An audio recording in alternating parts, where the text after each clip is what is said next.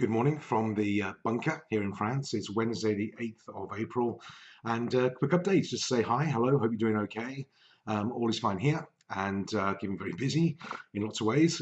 Still out there doing the lawns and that type of thing, but beautiful sunny day, the best spring we've had for a long time over here in the Moselle Valley. And it's a shame we're on lockdown, but actually I wonder if it's because we're on lockdown. If you look on the website Flight Tracker, you can see the planes that are flying all over the world, and there's none over here in France now at all, or most of Europe actually. The ones that are flying are just cargo planes, really. There's one or two other ones dotted around. But compared to what it was like, it's just perfectly clear. The skies are clear, no clouds. The horizon is crystal clear as well. And it's really nice. We can hear the bird song. We don't hear the motorway anymore. And it's better in lots of ways. And which maybe I was sort of thinking and looking at ideas and thoughts while we're all going through this journey and process together. And a movie that sprung to mind, have you come across it? It's called Shirley Valentine, and it starred Pauline Collins back in 1989, I think it was, when we first saw it. We married, we got, John was born, Richard wasn't just yet, and we were living in Sutton Coldfield in Birmingham. I remember watching the movie with Len, and two or three things struck me in that movie, and they still do. One was the fact that she basically plays a role of a bored housewife who life isn't going where she wants it to go, and she makes a change, and she clears off to Greece and creates a new life for herself and makes a dramatic shift, and it shows the sort of repercussions of that. But the key thing is that she chose to stop tolerating stuff in her life she wasn't happy with, and she made a move and she got on with it. And there's a metaphor there for all of us, I think. If I look at what we've done since we were first married in 1986, and our little two up, two down. I say two up and one down. There was no walls downstairs. First house we had over in Harborne in Birmingham, and tiny little place. And it was great. The first house, just married, all was good. And the things we've done and been able to do since then have just been incredible. So you can make a change. And these situations around the lockdown, they've imposed change on us to a certain extent, or to a huge extent. The opportunity we have, of course, is that we don't go back to how it was. We can make some decisions, some choices, some changes, personally and professionally, so that we don't have to go back to how it was. People weren't happy in their work all the time. They weren't enjoying their businesses. Well, here's a chance to make the change. We've got a good excuse. The best excuse in the world to make a change is we can blame it on the lockdown. So what do you want to do different when you come out of this?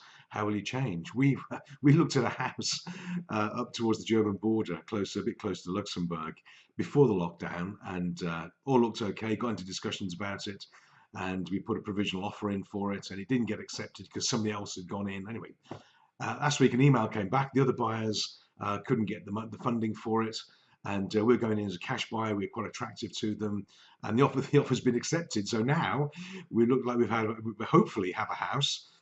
We can't go and see it again, of course, so we've got some paperwork to do. We're waiting for the lockdown to come around, but that's going to be a dramatic shift, a big change for us, moving up towards the German border. It's a renovation house. It needs a lot of work doing to it. You'll see other updates on that. But what change do you want to make? This is a great time to make changes. It's a good time to make some decisions that you maybe have been putting off, either personally or professionally. And as Warren Buffett said, the best time to invest is when there's blood on the streets. Make the change, make the decision. There are opportunities everywhere, and now's a good time to do it. And something else that struck me from the movie, it's great, if you get a chance to watch it, I recommend it. I don't know if it's on Netflix or Amazon or anything like that, but I recommend the movie, Shirley Valentine.